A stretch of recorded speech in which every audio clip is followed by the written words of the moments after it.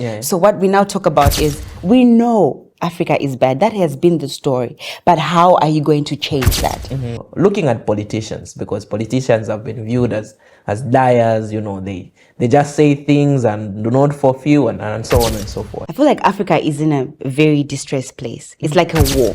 What we're trying to do is to bring most Africans, all Africans. You find another black person, yeah? You're just prompted to just say, hello. Find out, hi, where are you from? No, I'm from Sierra Leone. I'm from Zambia. And that in itself just brings us together. Yeah. So we are foreigners in a foreign land, right? But as Africans, we identify as one people. So this idea of Pan-Africanism. Pan-Africanism at heart. When you have someone's debt, they basically own you. So you can agree to any terms so that the debt can be alleviated. Funny enough, President Putin talks about it, but he uses the term neo-Nazi. Yeah. But he really doesn't really point out to some of these things that will be happening.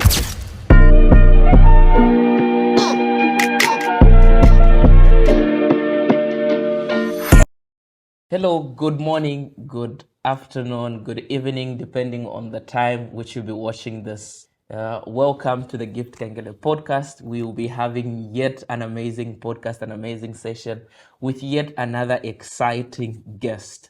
This guest, I'm so excited to be hosting her. I think all of us will be curious to find out who this particular guest is today.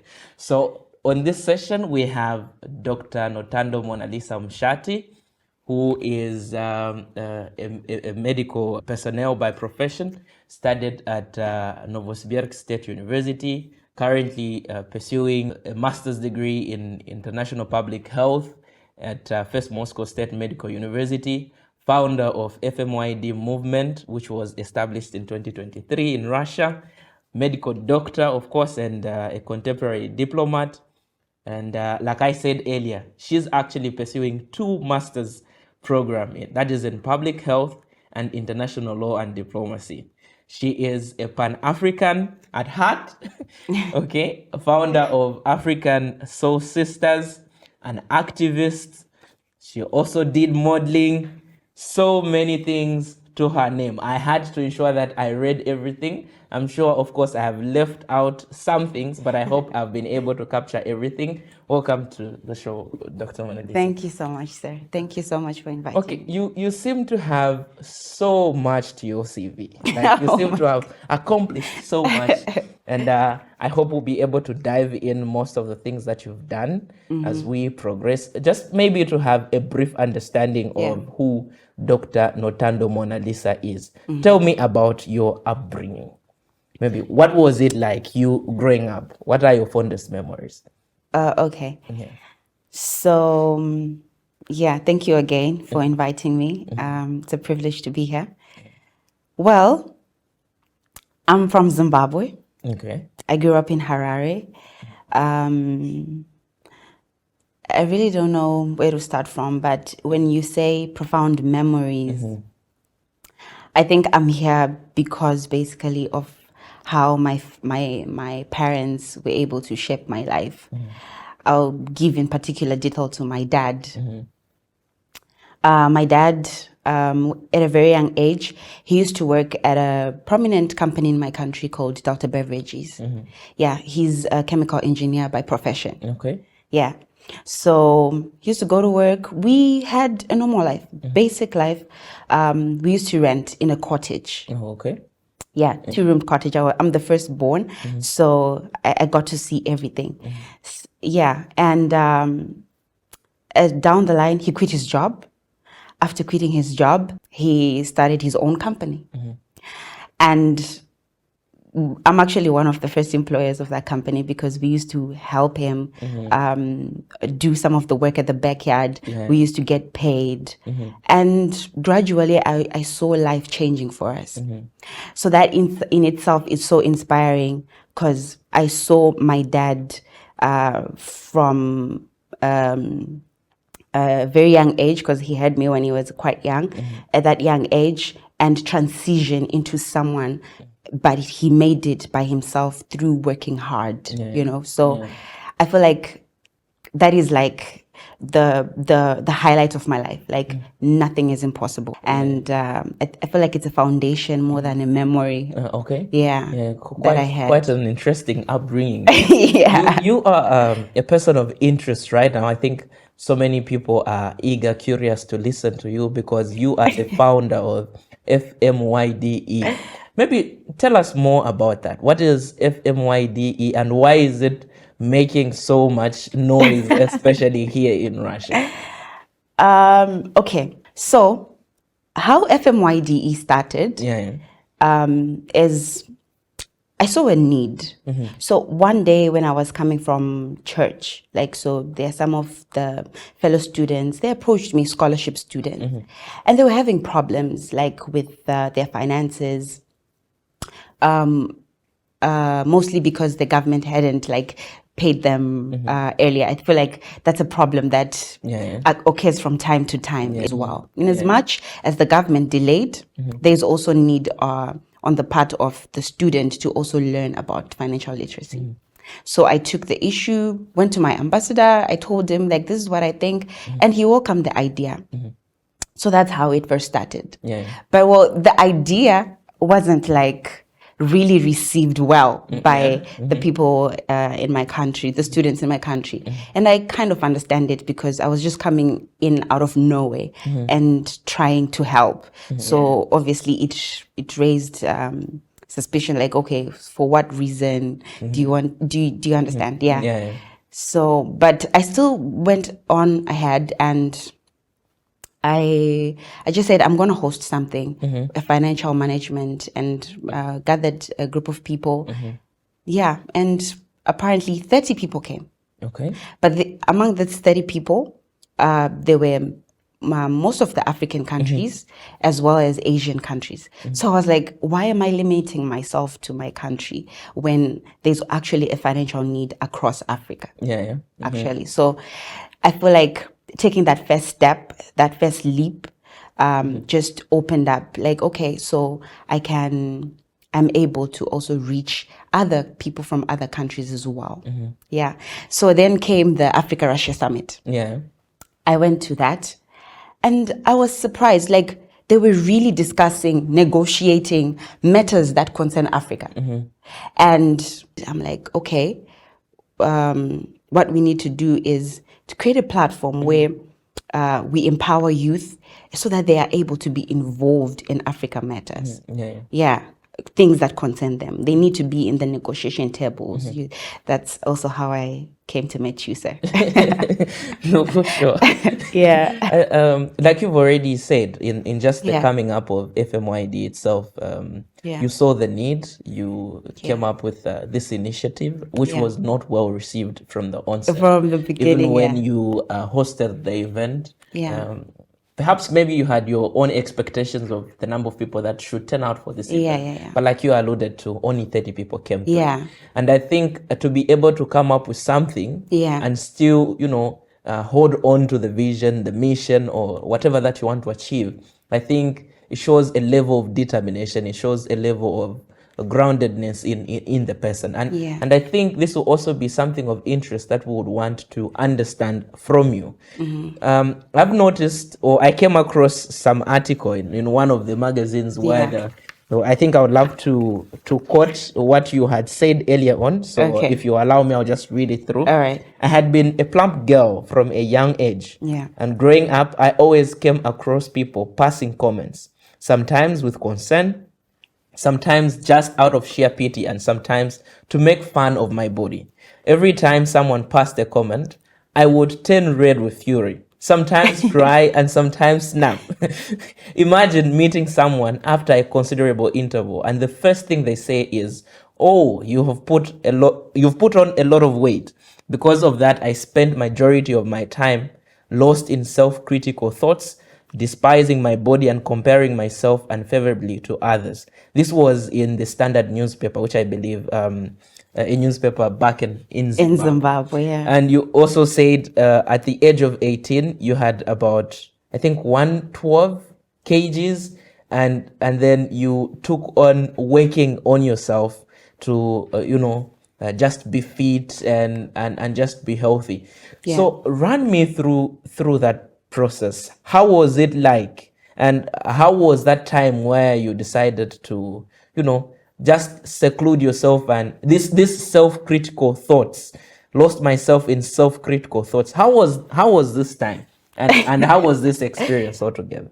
To be honest, it's good that you brought up my upbringing. Yeah. So I learned from my whole life. I know that you can change your possibilities. So I knew I was receiving different feedbacks from people. These are real stories. Like body shaming is a real issue that actually really needs to be addressed. So it now comes to the point of a mind shift. Yeah. So at first you see yourself as a victim, but you need to come out of that victim mentality to be able to transform yourself. Okay. So I feel like that's the self-critic issue, where I now had to sit down like, okay, what am I also doing that is invoking such thoughts or such comments? What can I do to change? So already there is a shift in paradigm, right? Self-pity, you're self-pitying yourself. Oh, people are making fun of me. And now it's, so, okay, what can I do?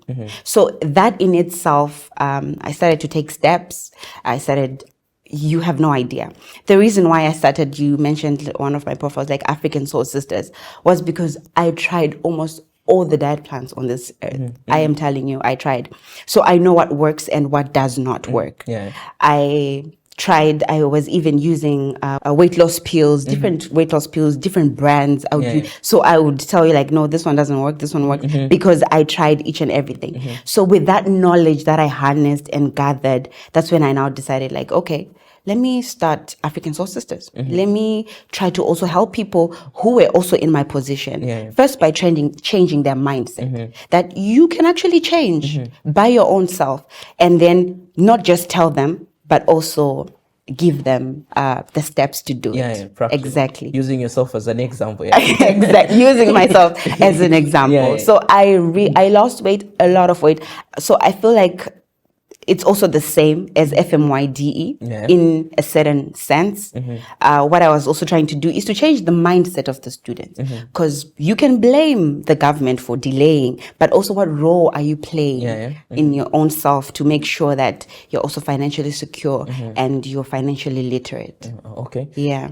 Now, I do see that we have two places here. Yeah. There's a time when you are in Zimbabwe, and then there's also a time when you are in Russia. Yeah. So I want to just see that I capture what was happening in each particular place at each particular time. So you in Zimbabwe, how would you say your time there, that the environment in Zimbabwe shaped you? Because as we know currently, there are certain commentaries that are being made. Zimbabwe is a failed state, and so on and so forth. So you being in Zimbabwe, and you did mention that you grew up in Harare. Yeah. How did the environment shape you? And also, maybe what differences did you encounter from the onset when you moved to Russia, where you are currently? And also the transition in weight loss, this critical thinking moment, did it happen while you were still in Zimbabwe, or was it at the time that you had traveled to Russia? Okay, I'll start with the where it came from. When I came to Russia, that's when you see you are opened up to possibilities. You see how their systems work. You see, like I always talk about their banking system. The banking system is so impressive here in Russia. No lie, and you can do everything online. It was with so much ease. And my memory of back home, like people used to wait like in long queues. They still do. So that contrast in itself. Also, we already know that Africa, Zimbabwe needs change, right? But when you are in an environment where that change is already there, and now you get to compare, it makes you see that we actually need to step up as Africa. We really need to do something and try to also improve our conditions and really move again, like I'm saying, from this victim mentality and try to see it from an angle of making change. How can I change? How can I come up with ideas? So that's what happened. When I came here, it made the way that I could see things is I would take what I see here and try to envision it in my country. And it's possible.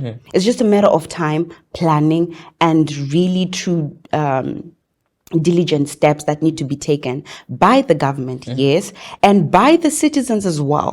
Yeah, because apparently a country is not really made rich by the government. The government provides good conditions so that business is able to take place. But it's the private sector. And who is the private sector? It's the individuals, the citizens of that place. Okay, now, Doc, you are in the medical field. And when we talk of FMYDE, we're talking of financial management, youth, you develop. Somebody will say, Doc, you are out of place.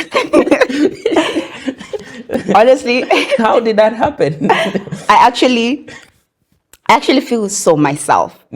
And with conversations that I have with my dad, you see, like my dad is my mentor, so he also opens eyes like, okay, so what's your plan really? You started medicine. You're also undertaking another master's degree in medicine. But if you note, okay, I'll also give you a short background. You did a very thorough study of me. I'm really impressed. But there's also a part where I was once the minister in our country. We have this where we have junior parliamentarians. Sure. Do you also have that? We have what was called junior president. Yes. So I was a junior parliamentarian. I was a minister of youth development and empowerment. Now I see where this is coming from. You see, so it has a background. Plus, with my personality type, I've always had interest in politics. I've always felt that I can do something that can actually help stimulate change or help a country. But I studied medicine mostly because I was good at sciences, biology, mathematics, chemistry, and the paradigm back at home is it's a good profession to become a doctor. You can make money. So I was like, I'm up for it. Let's go for it. I'm also good in those subjects. So why not? I still have that love for politics, for my country. Most of my friends, they just think I love Africa too much in some sense. I understand them because most of our conversations is when they tell me like, I'm planning to relocate to, and I'm always criticizing them like, why are you moving from one country to another? Go back and try to change. So those conversations are hard conversations, but So I was explaining something. Where was I? Sorry, I lost my train of thought. Okay, I still had that passion for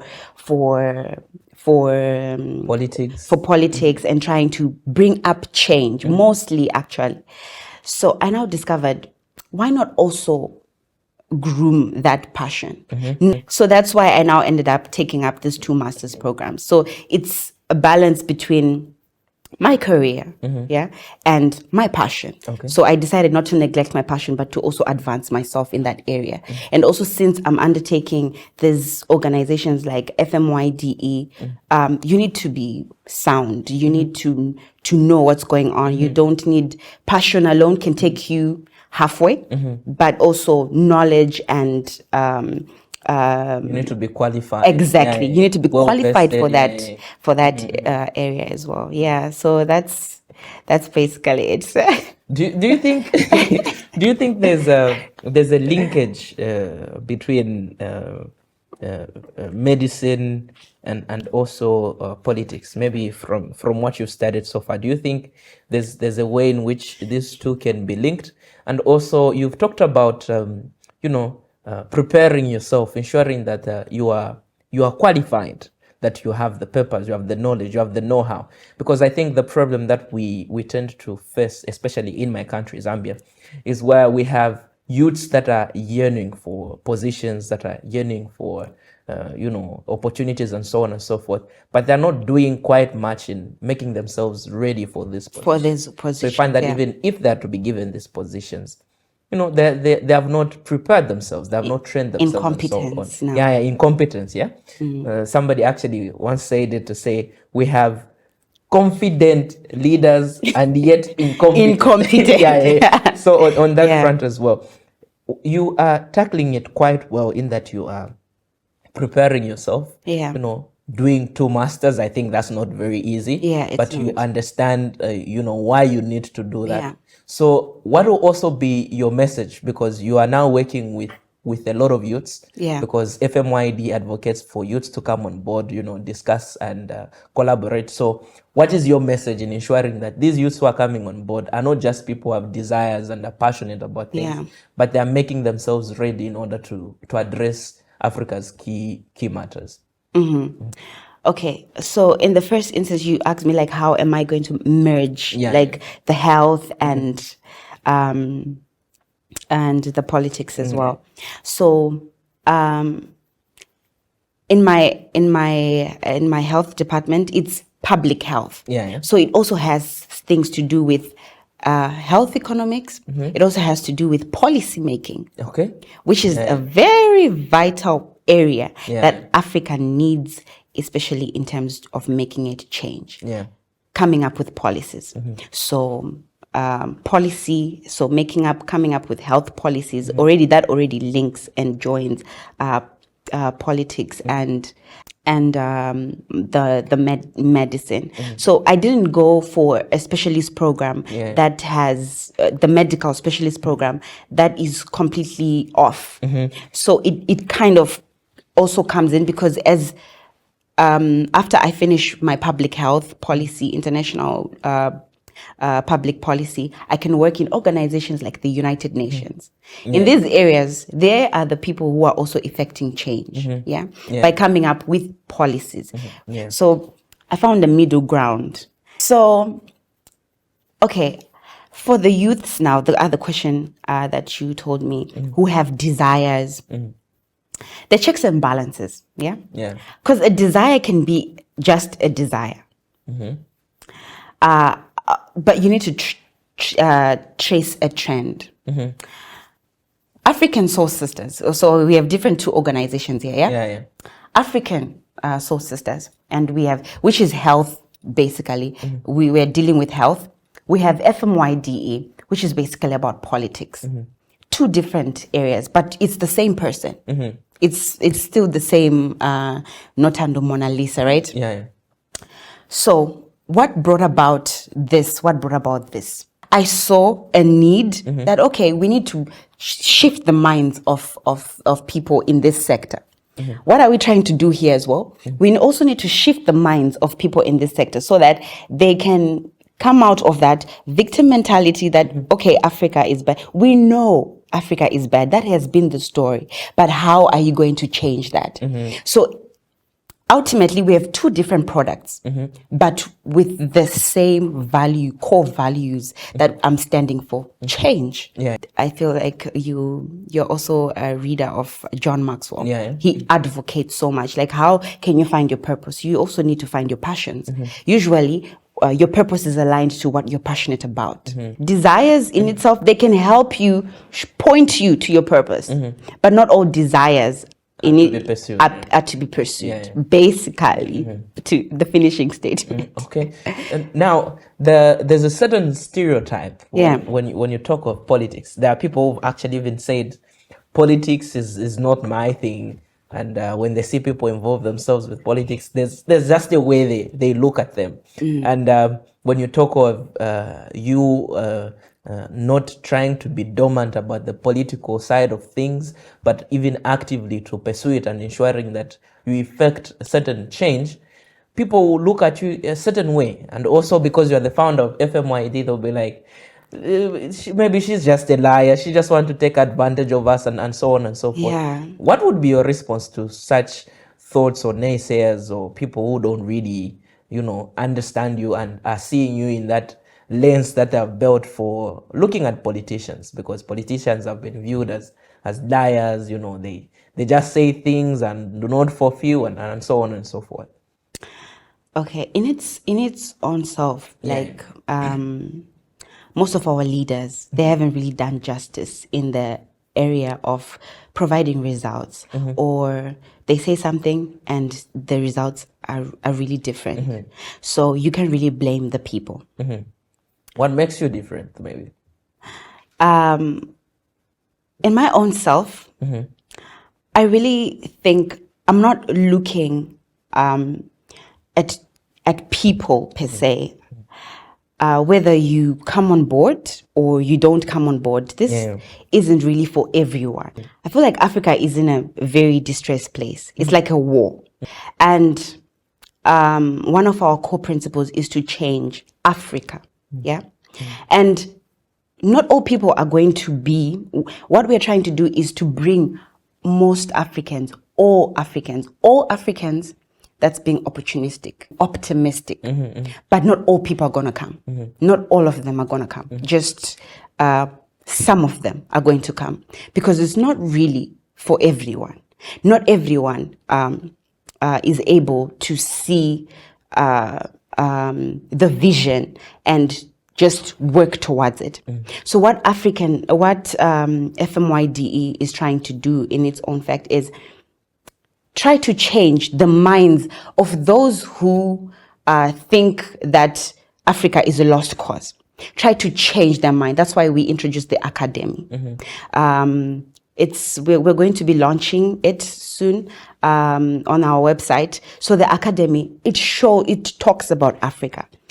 Different departments, the health sector, the mining sector, the agricultural sector. You choose your sector. When you choose your sector, then you go through, Africa from the history of that sector, what has been happening, the changes, the mistakes that has been done, and where you can come in.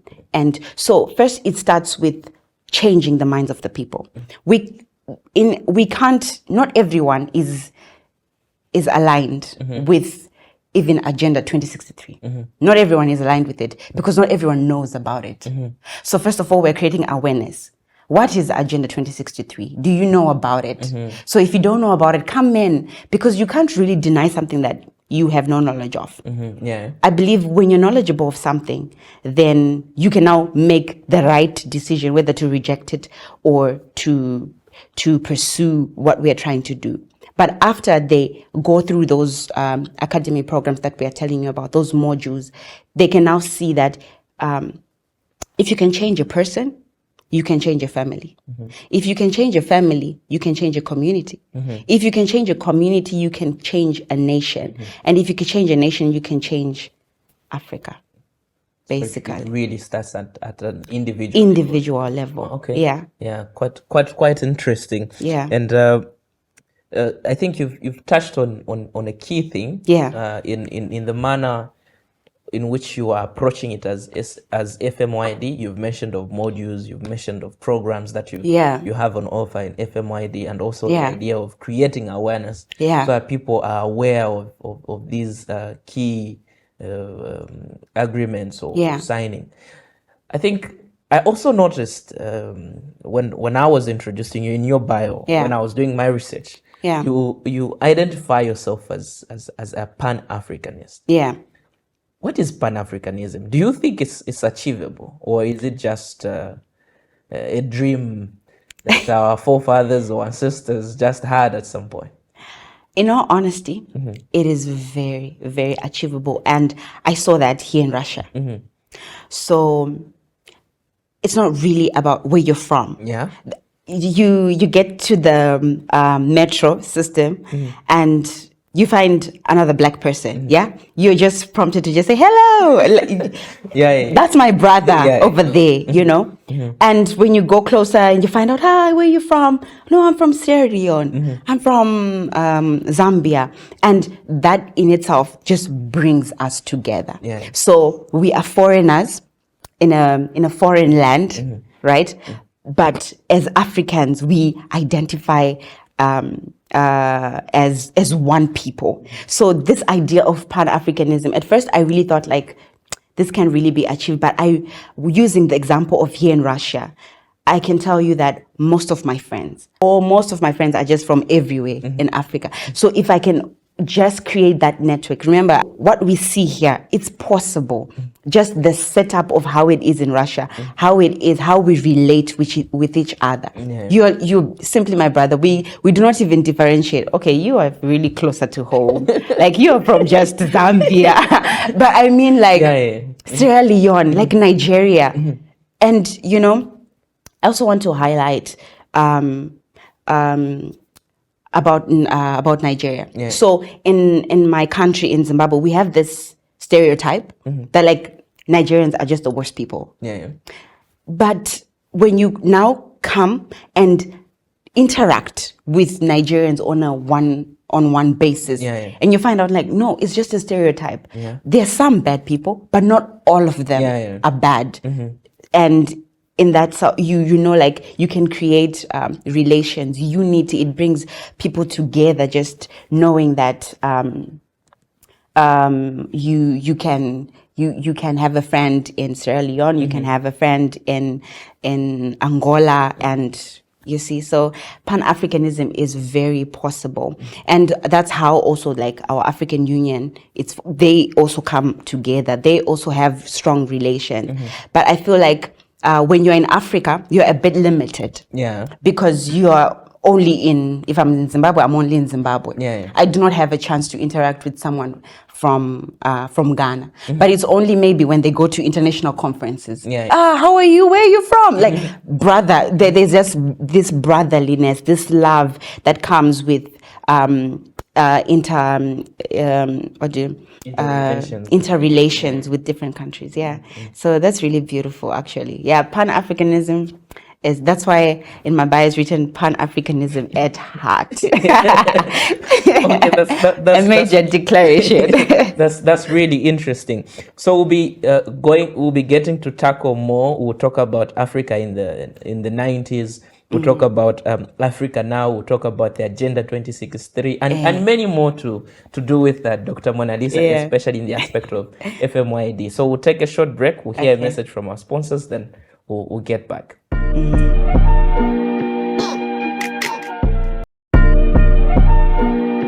Yes, Doc. You had just talked about Pan-Africanism and how passionate you are about Pan-Africanism. Like you said in your own words, Pan-Africanism at heart. Everything else is on paper. Doctor is on paper. Is on paper. But Pan-Africanism is at heart, which is really interesting. Maybe just run us through Africa in the 90s. How was that like? Or what are we looking at? What are some maybe major changes? Or is there anything interesting, particularly about Africa in the 90s? Okay. Thank you for asking that question. All right. So we cannot really talk about Africa without bringing about the colonization, which was quite a vital.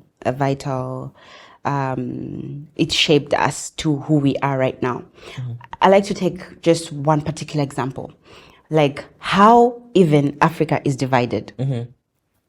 It was simply because of the imperial powers, how they wanted to maximize on getting resources and maximize on their own interests, without really taking into consideration the people that were encapsulated in those.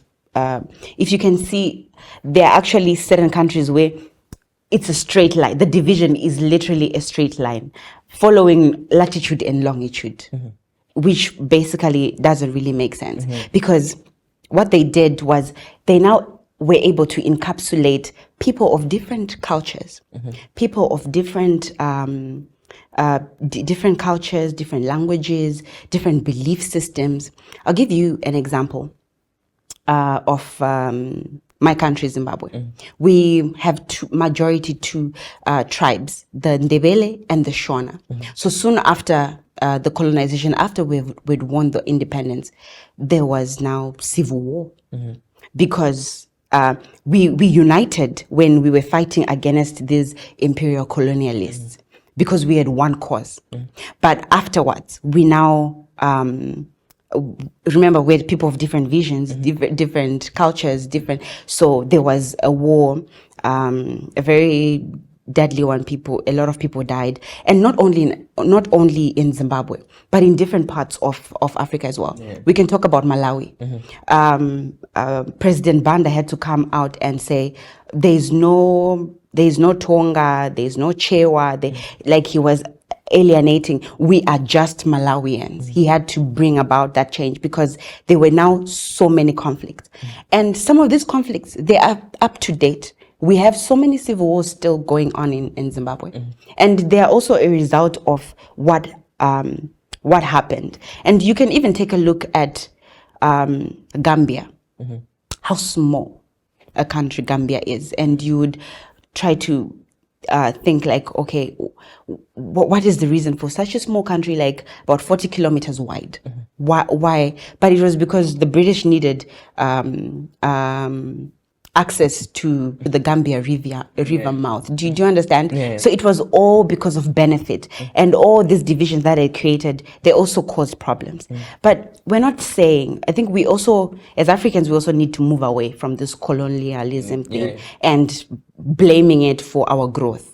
It did affect, yes, but like I also said, we need to look into what we should be doing. So there were, after most countries got their independences, there was now civil war, like I explained, and then the second aspect, debt, especially in the 90s, 1990 to 1994, there was a lot of debt, and we had a negative GDP, basically, accumulation of debt, and this debt, we're still facing it now. So we can't really talk about history. We can't really talk about now without pointing out to where it started from. Because the debt that we have now, about 6 trillion or something, it's also an increment of what was accumulated in those times, and which is really bad in itself. So, and also there were poor governance as well. We know this, and poor leadership, and we also had problems. They kept on sticking to policies which do not really work for like 2 decades, but there's no change. So when you see something is not working, you need to change it. But we were stuck with the same policies even though they were not working. So we come to Africa now, right? How we are right now. And I really want to talk about this debt issue in a bit of depth. Why Africa is poor, why Africa is where it is. And it's because of organizations like the World Bank and the IMF. And what they do basically is just give debt, give loans. And they give you loan that they know your country won't be able to repay. Because the kind of loans that they get, people don't really talk about this. But like, this is our reality. This is what is happening. The reason why Africa is so stunted is because you can check something like Ghana right now. 30% of Ghana's revenue, they pay their debt. That same debt that has been accumulating over time. So what these organizations do, okay, giving loans in itself is not bad, right? But when countries are unable to pay the debt, what is done? They change certain policies. And the changes, the first implication is devaluation of the currency of different countries. That's the first change. The currency loses its value. And what happens when the currency loses its value? When the currency loses its value, the commodities, you can just buy them for peanuts. You can just buy them for a fraction of what it's worth. That's how you buy them. And we have markets like beans, coffee, right, up north. You end up selling them for just a fraction of its worth, just because of the devaluation of the currency. So that's really a big problem. Within these helps, there consensus is attached to them. Things that they need to repayment for those favors that they're getting. Actually, there's a very famous saying that nothing is given for free. Exactly. That's exactly the point. So now when you look back, you see privatization. So you can't pay your loan. You can't pay your loan. So what do? Privatization of public sector. Privatization in itself is meant to profit the country.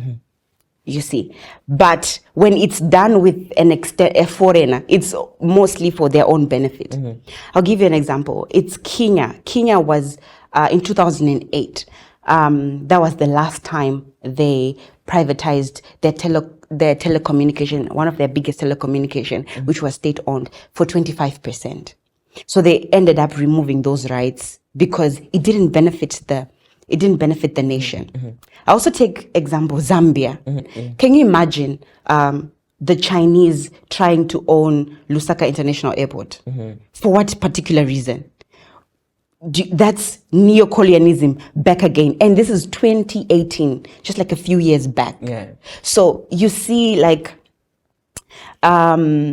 everything that's happening. We have bad leaders. It's also an issue.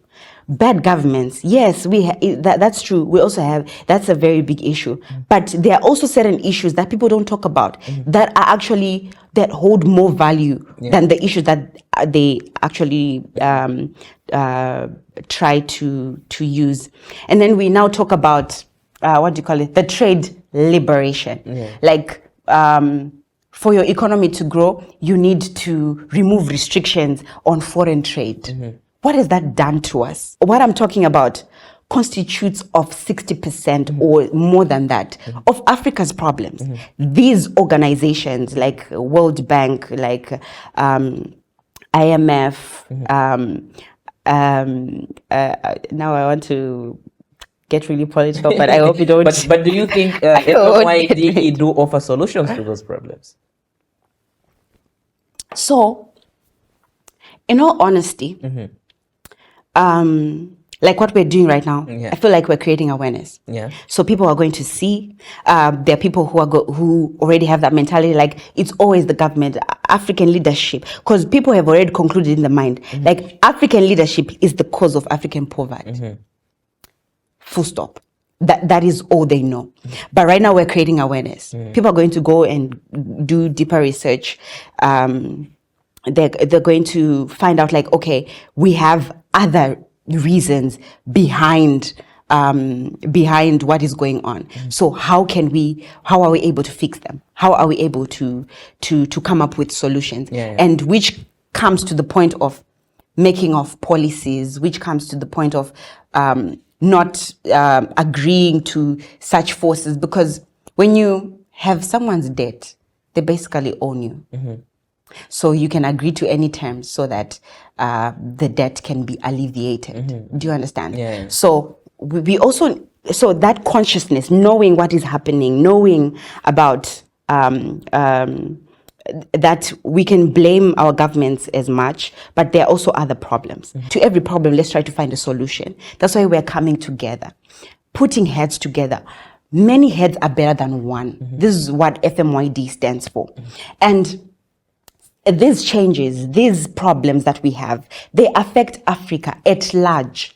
You see, so there are certain debates and critics that talk about, like, remember we talked about the Agenda 2063. Agenda 2063. So Agenda 2063, it encapsulates Africa, but like countries are individual. But to be honest, at the core, our problems are the same. Most of African countries, they have lots of debt. Right now, the leader being Congo Republic, with 91% of debt compared to their GDP. Do you understand? So, and like I gave you an example, like Ghana, they pay 30% of their revenue to repay debt. They're trying to. I was actually amazed when I saw that Zambia is actually striking deals and you trying to get those debt alleviated, because once those chokeholds are off Africa's neck, we can actually try to see more improvement. But besides that, besides having those chokeholds, we would still strive to try to bring about change. Funny enough, President Putin talks about it, but he uses the term neo-Nazi. But he really doesn't really point out to some of these things that will be happening. Apparently, a book was written. It's called Confession of Economic Hitmen. It's a confession of someone who was involved in bribing leaders. And if you can check history, what he was talking about has been recorded in history. It has happened.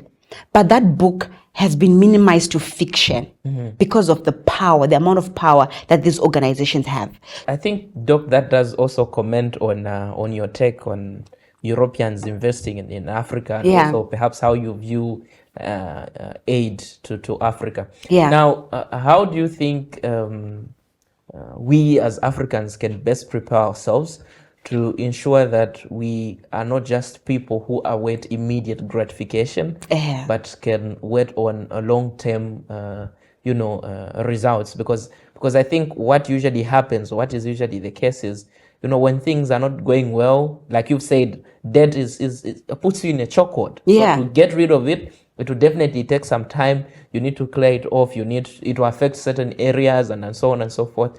And whenever this happens, you can always see it in the people. The people are never comfortable with such situations. If anything, they are looking for immediate change of government and so on and so forth. So how can the people ready themselves, prepare themselves to say, look, this is what we want to achieve as Africans. And even if we have these things on the ground, we'll still be grounded, we'll still be determined until this thing is eradicated so that we can make our own decisions in the future. So it starts by understanding. You see, so I really feel like if most people can just change their minds, like you get knowledge, you cannot really come in and offer your commentary on something that you have no idea about. Go back. Most people don't even know histories of their countries, like how their countries ended up there. Let's go back. That's where FMYDE is coming in. We're trying to show you, like, okay, this is the problem. These are the problems that Africa has faced for the longest of time. And we have genius people. And the good thing about our government, in as much as people say our governments are bad, but they are providing free education here in the diaspora, you see. And that education is for us to become better so that we are able to go back and bring about that kind of change that is needed. So we have artificial, people studying artificial intelligence, with people in the different sectors. There is something that you can adopt there that can also alleviate a single problem. You don't need to change the whole country at once. It's that one step at a time. It depends with your sector. Let's say your agricultural sector. There's probably something that you will learn in this Russian economy, which is really good. It's probably something that you can learn in different areas that you are, because not all people are in Russia. People go to school in Germany. People go to school in different places. There is something that you can learn, and the education that you are getting, let it not just be education, but let it be practiced. So we are calling you so that you are able to come in and also effect change in the best way that you can. Because trying to change. There's a saying like Rome cannot be built in a day at all, and it can't be built in a day. Yeah. But it's the gradual steps that we take, and the more that we are involved. Imagine if I can make a change, you can make a change, and 1 million people can make a change. Those 1 million changes will amount into something big, and we can start to see the improvements. But only one person, only 2 people won't really be, the change will be there, but not effective enough. So we need you. This is the reason why we have FMYDE. Wherever you are in the diaspora, we need you to come in and say, I'm putting my foot down. I don't want to be a refugee, like I was saying. I want to be a hero in my own way. That's what we want, so that we can change Africa together. You see, there are people who are comfortable. Like, people are different. They're just people who are comfortable with, I call it like the survival mentality. Yeah. It's mostly about individualism. It's about me. I need to make money. I need to take care of my family. So we need to also help people shift from that, individualism to togetherness. Like, okay, so how can we help? How can we come up with ideas? I think also one key thing that you've talked about is, how the people in the diaspora can help. Yeah. And I think the advantage that they have is the exposure that they have. Yeah. Maybe you can comment on that, how the people in the diaspora can effect change, but also at the same time ensure that the people in back in Africa, in different countries there, are not left behind, that they catch up to the to the speed at which the train is moving at. Because we've had people, they get exposed, they have these brilliant ideas, but they go back with them in their various countries, and they're shut down the moment they're presented. So how can people in the diaspora effect change, but at the same time ensure that the people back in their home countries catch up to the times, so that they're not left behind? So when I started this journey, I knew we deal mostly with the African youth in the diaspora. But what we are trying to do, it's not new. There's nothing new under the sun. There are lots of people who have also been doing these things, and they still are doing. And I would like to take example like former organizations like the African Union. The African Union has got the diaspora division. This is exactly what they do.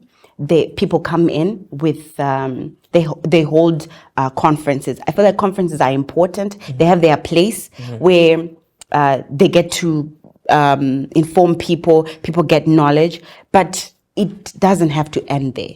There needs to be steps taken. There needs to be actions that are taken. And most organizations are also doing the same, like coming up with policies that help. I think I spoke of Kenya, that they actually banned. There is no privatization of state-owned organizations anymore. Like they banned it completely, which was good. I think I spoke about these things. The diaspora is more exposed. When you move abroad, there's a certain measure of exposure that you know the possibilities. You know what a proper nation should be like. You have a reference point. You are looking back at your country from the outside. Exactly. You have a reference point, but that reference point won't really help you if there are no actions taken to move towards what you see and implement it back home. But you see, Doc, the problem really becomes you are the exposed individual. And what you are explaining something you've seen to somebody who's never seen it before. It's like telling somebody, a lion is vicious, and yet they have never seen a lion in their lives. So it really becomes a challenge. So how can we make available some of these things back in our countries to ensure that people are open to these possibilities? Because when you talk about the subway, it's just a mere dream to others. They don't know how it looks. They don't know the changes it can bring, how efficient it can make transport, and so on and so forth. So how can we ensure that these things, are visible, become visible to people? They are open to these possibilities. So that when we are talking about them, at least people will appreciate Yeah. what exactly is being talked about. Yeah. So, like what you just said, like when people don't really see something, it's difficult to envision it. Yeah. And we're talking about like people back home. So we have at our advantage. Let's not use social media and all these privileges that we have with the internet to just for leisure and making jokes. But we can actually, because what we are doing right now, someone in Zimbabwe is going to see. Someone is also going to be awoken, like, okay, I'm also a Pan-Africanist at heart, like Dr. Monalisa. You Exactly, see? yeah. So we have platforms that we can come up with. Let's make sure we not only have conferences behind closed doors, that also comes to the aspect of transparency and accountability for our governments. Like, what are you discussing? Okay, there is also what's called closed diplomacy. Like, people are negotiating behind the scenes, but the results still need to be presented to the public. But what I'm talking about right now is exposing people back home to the possibilities that we have. It's easier to pitch ideas to a person who has seen what you're proposing. It's easier to have them behind you because they know what you're talking about. So let's use these platforms to do things that actually bring about change, and not just use them for watching movies or streaming online. Yeah, that's what I'm. Very true. Yeah. Now, maybe as we'll be winding up, I want us to look at Agenda 2063. Agenda 2063, the Africa we want. Yeah. I think it's a document that is widely circulated, though I don't know how popular it is amongst the citizens or how aware they are of this particular document. So I'll try to run through the 7 aspirations of this agenda. So aspiration number 1, a prosperous Africa based on inclusive growth and sustainable development. 2, an integrated continent politically united based on the ideals of Pan-Africanism and the vision of Africa's resonance. 3, an Africa of good governance, respect for human rights and the rule of law, a peaceful and secure Africa, an Africa with a strong cultural identity, common heritage, values and ethics, an Africa whose development is people-driven, relying on the potential of African people, especially its women, youth, and caring for children. Africa as a strong, united, resilient, and influential global player and partner. Now, Doc, this document was adopted on the 24th at the session of the AU. That is in 2015. This is 2024. What progress do you think we're making on this particular agenda, in your own view or experience? In all honesty, there has been some changes considering where we have been. I'll take example what we're talking about, Zambia, that they're actually working towards alleviating their debt. We spoke about that. And we also, I like to really talk about Sierra Leone. I've been working with Sierra Leoneans quite closely. They have something that they call the National Youth Policy. So what they do is it's a deliberate action that they take to involve youth in matters that change their nation, simply. And if you can check the statistics for Sierra Leone, and it has been, the growth rate has been growing exponentially in terms of the economy. It has been growing on very well. There's still certain issues that are there. Of course, like we cannot fix all problems in one day, but bit by bit, there are certain policies that are being incorporated by different countries that you can actually start to see change. Like most of the government in Sierra Leone are below the age of 40. Actually, they're below the age of 40. Really? Which is a problem in Africa. It's like a dream come true. Actually, but they're doing that, you know. So it also gives confidence to the youth, like we have a chance to also come in and do the best that we can. There also has been laws, this is for my country, like when policies are there, they can be followed, And sometimes they can be also breaches as well. We know these things. But now, when you want commodities like gold, when you want commodities like copper, it's very difficult for you to get copper in Zimbabwe. And because what they used to do is you get the gold, you get the copper, then they ship it and go and process it to their countries. But no. What they're doing now is you come in the country with investment, you help the process, you build the industrialization in that mining department. You come in right now, the Chinese are on Africa right now. It's a real fact. So they come in, and when they come in, they start to have to build like the mining industry altogether, which increases employment, which increases also helps the economy. So these are just small steps, but I feel like they're really deliberate that we're moving towards somewhere. Yeah. So in all honesty, without pointing fingers, I feel we're all responsible for where we are, but we are also all responsible for where we are going. So it's not really about. I think I highlighted like the government is not solely responsible for a country being wealthy. If it was the case, then what happened to Saudi Arabia? It's because of the private sector, which is the individuals coming in with entrepreneurship, coming in with ideas that you're not looking for a job, but you're creating employment for 2,000 people. So these things, those are the things that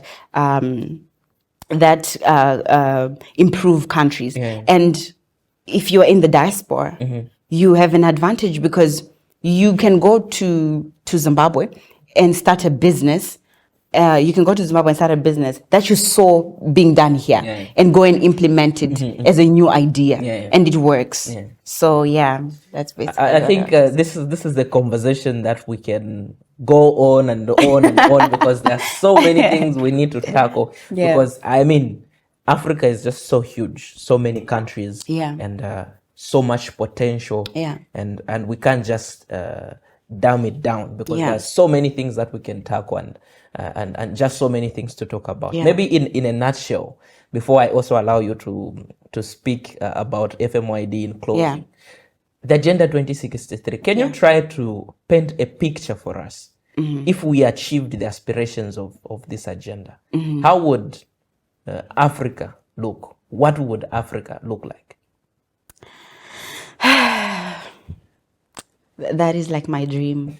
I'm going to be explaining to you my dream right now. An Africa where the poverty is completely eradicated because of the efforts of the different citizens in those countries. An Africa where there are no really restrictions between different African nations. I can travel to Ghana without necessarily needing a visa, or because of the Pan Africanism that we have. Just developing a sustainable economy for ourselves, and using the resources that God gave us to actually develop Africa to become Africa has got the best climates. Africa has got most of the resources wise. I don't know, these people started to take our resources from I don't know, but so sad. Till date, we still have those resources. So it's just something that a wonderful place to get to. It's actually something we should strive towards. It's something that I would say everyone else in the diaspora, they'll definitely come back home because there's no place better place than home. This is one thing that I'm sure of. But to achieve that, we have to work together. You cannot just hope for something or think about something, but you need to action it. Doc, in closing, tell us what's next for FMYDE. What should we expect from FMYDE? So right now, like I was speaking about the academy, it's not yet launched. We're going to launch it when we're going to have our event.